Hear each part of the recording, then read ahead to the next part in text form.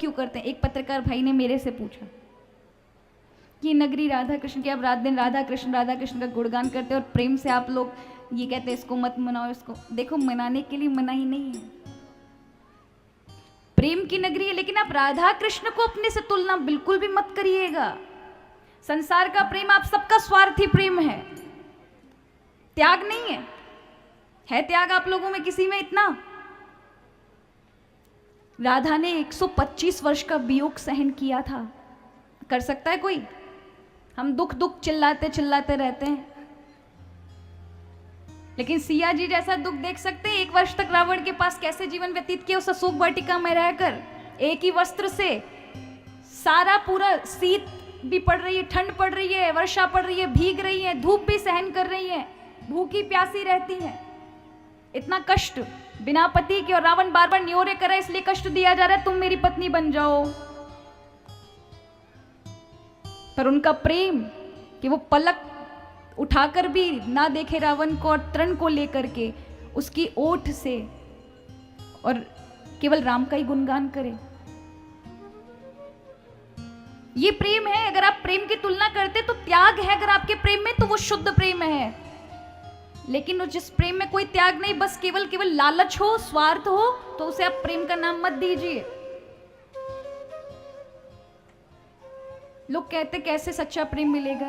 अरे महाराज, सच्चा प्रेम अगर आपके खुद के अंदर सच्चाई होगी ना महाराज, आपको अपने आप मिल जाएगा। लेकिन हम तो आकर्षण में डूबते हैं, बाहरी सौंदर्य को देखकर कि हमारे प्रेम का सबसे पहली सीढ़ी होती है, केवल चाह होती है सामने वाले से सुख लेने की। ये प्रेम नहीं होता महाराज। प्रेम तो हमेशा देता है, सिर्फ देता है, लेने की कोई आशा नहीं। प्रेम में हमेशा चाहे कितनी लड़ाई झगड़े हो जाएं, हमेशा चिंता रहेगी सामने वाले की जिससे आप प्रेम करते हैं। उसे चाहे कुछ भी हो जाए, उसे जीवन भर कुछ ना मिले, फिर भी उसका प्रेम खत्म नहीं होता। इसे कहते हैं सच्चा प्रेम। वो प्रेम नहीं होता कि कोई उससे ज्यादा श्रेष्ठ दिख गया तो बस वहां से वो छोड़ा और उस पर आ गए, उससे पीछा छुड़ाना चाहा। वो प्रेम नहीं, वो आकर्षण है। वो आकर्षण है। बड़ी सुंदर लौकी की एक बेचारा वृद्ध था 80 साल का।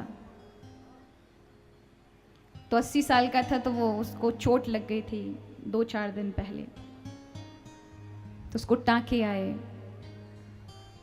तो डॉक्टर से पूछा, डॉक्टर साहब अब ये कितने टाइम तक ठीक होगा? तो उन्होंने कहा 10-15 दिन और रुको। तो वहाँ उसका दोबारा से डॉक्टर को कुछ लगाना था, कुछ ट्रीटमेंट करना था, इंजेक्शन देने थे। तो उसने कहा जल्दी करो, मुझे दूसरे हॉस्पिटल जाना है। तो डॉक्टर को आश्चर्य हुआ, क्यों भाई, क्यों इस हॉस्पिटल में कुछ कमी है या कोई अच्छे से ट्रीटमेंट नहीं हो रहा तुम्हारा? बोले सब तो अच्छे से हो रहा है, लेकिन मेरी पत्नी दूसरे हॉस्पिटल में, और मैंने उसको वादा किया है कि 8:30 बजे मैं उसके साथ ब्रेकफास्ट करूँगा, नाश्ता करूँगा। 80 साल का बूढ़ा बोल रहा था महाराज। डॉक्टर ने कहा हॉस्पिटल में नाश्ता? लोग होटल जाते हैं, लोग घर में करते हैं, तुम हॉस्पिटल में? तो उसने कहा मेरी पत्नी जो है वो 5 साल से अपनी दिमागी हालत से बीमार है, उसकी याददाश्त चली गई है। तो डॉक्टर को आश्चर्य हुआ, तो फिर तुम क्यों नाश्ता करने जा रहे हो, वो जब तुम्हें पहचानती नहीं है? और जब वो तुम्हें पहचानती नहीं तो तुम किस वादे को निभा रहे हो भाई, कि उसके साथ तुम नाश्ता करोगे? उसने कहा कि आज से 50 साल पहले जब मेरा उसके साथ विवाह हुआ था ना, तब मैंने उसको वचन दिया था कि मैं उसको हमेशा देखभाल करूंगा। डॉक्टर ने कहा तो वो तो तुम्हें जानती नहीं, तुम्हें क्या खुशी मिलती होगी? तो उस बूढ़े ने जो बात कही ना, उसी को कहते सच्चा प्यार। उसने कहा वो मुझे नहीं जानती ये मैं मानता हूं, लेकिन मैं उसे जानता हूं वो कौन है, इसलिए पूरे जीवन भर जब तक मेरा शरीर है तब तक मैं उसके साथ रहूंगा और उसके वचन को निभाऊंगा कि मैं हमेशा उसके साथ हूं, चाहे कैसी भी परिस्थिति हो। इसे कहते सच्चा प्रेम महाराज। तब आप तुलना करें ना राधा कृष्ण की, और आप ऐसे उसमें तुलना कर रहे हैं अपने प्रेम को लेकर के। ये थोते प्रेम है, 4 दिन की चमक के बाद फिर आपके प्रेम अलग हो जाते हैं। प्रेम तो वो होता है जो एक दूसरे का देखभाल करे, समर्पण हो, विश्वास हो, एक दूसरे के प्रति श्रद्धा हो, भाव हो। हमारे यहाँ तो कुछ ना मिले तो तुरंत मायके चले जाते हैं, ये प्रेम होता है। संघर्ष में तो अपने पति का हमेशा साथ देना चाहिए, कैसी बुरी परिस्थिति हो, विपत्ति में हो, पत्नी का धर्म या जो भी आपके प्रेमी प्रेमिकाओं का धर्म यही बनता है, संघर्ष में साथ देना, लौकिक व्यवहार में। पर सब स्वार्थी प्रेम है महाराज, स्वार्थ, बस इसलिए नहीं टिकता। अगर आप वास्तविकता में, ये एक दिन की कोई जरूरत नहीं है, आपको प्रतिदिन प्रेम का उत्साह होना चाहिए जीवन में, प्रतिदिन। तो ये सब मुझे तो नहीं लगता कि इनकी कोई महत्वता है इन दिनों की। अगर जीवन में वाकई आपके प्रेम नहीं है, आप खुद से दूसरों को प्रेम देना सीखें, वो चाहे पत्नी हो, बेटी हो, बहू हो, माँ हो। क्या हमने अपनी माँ को प्रेम दिया? कभी सोचा उसको क्या अच्छा लगता है? वो रात दिन अपनी उंगलियां जला करके हमें खिलाती पिलाती है। कभी पूछा, फोन में से 2 मिनट का समय निकाला, मम्मी तुम्हारी क्या इच्छा है, आज मैं क्या लेकर आऊं आपके लिए, आप बताएं अपने मन की। अगर ऐसा पूछते तो आप में सच्चा प्रेम है।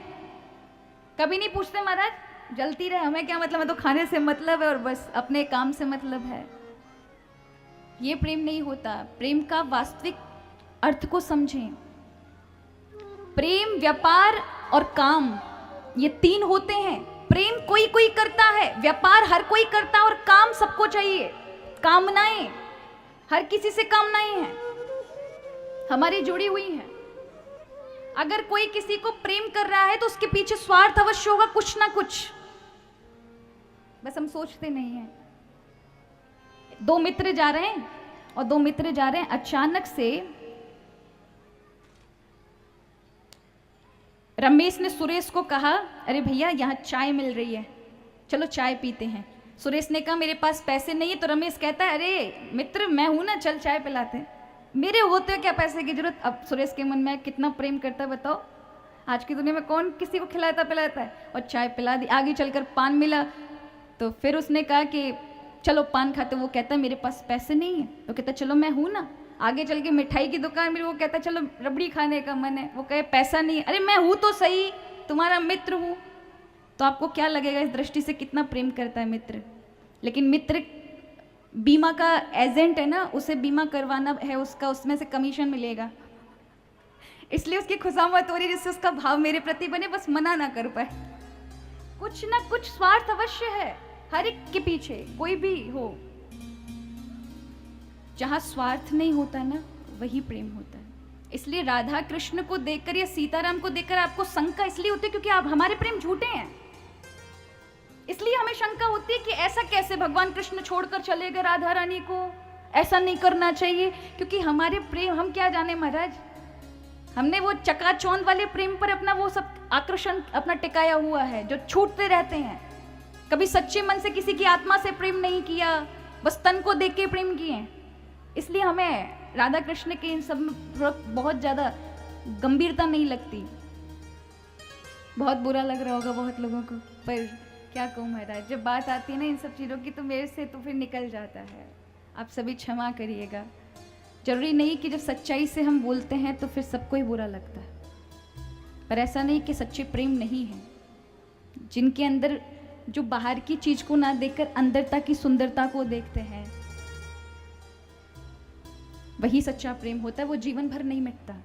जो केवल बाहर के सौंदर्य को देख करके और प्रेम करते हो, उनकी वो बदलता जाता है। कोई उनसे अत्यधिक ज्यादा अच्छा दिखेगा तो बदल जाएगा। आज मुझे रसगुल्ले पसंद है, कल को रबड़ी दिखी महाराज तो रसगुल्ले हट गए, तो वो हटता जाएगा। वो आकर्षण है, उसे आप प्रेम नहीं कह सकते। लेकिन राधा कृष्ण का त्याग देखिए, एक भी बार नहीं किया। ठाकुर जी जा रहे थे, उन्हें पता था अगर मैंने नहीं भेजा तो कंस जैसे, भौमासुर जैसे, जिन्होंने स्त्रियों को अपहरण करके रखा हुआ है, अनेकानेक असुर आदि जो पूरे सृष्टि को परेशान कर रहे हैं, भगवान का अवतार का लक्ष्य पूर्ण नहीं होगा। इसलिए मौन हो गई। जब 11 वर्ष की आयु की ही थी और 125 वर्ष का वियोग था।